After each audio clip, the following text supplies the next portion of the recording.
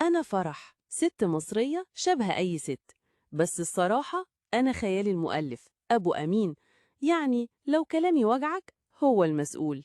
وأنا خالد، راجل عادي، مش بطل ولا وحش. أنا كمان من تأليف أبو أمين، بس والله كل كلمة هقولها رجالة كتير بيخبوها.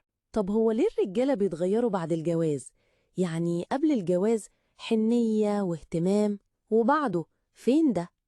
استني بس كده يا ست فرح، احنا بنتغير ولا انتوا اللي بتتغيروا بعد الجواز؟ خلينا نكون صرحة. بص يا سيدي، هنحكي حكايات من قلب بيوتنا، حاجات بتحصل بجد، بس هنضحك عليها سوا. يا جماعة، إحنا بنفتح حوار نضحك ونتكلم بجد.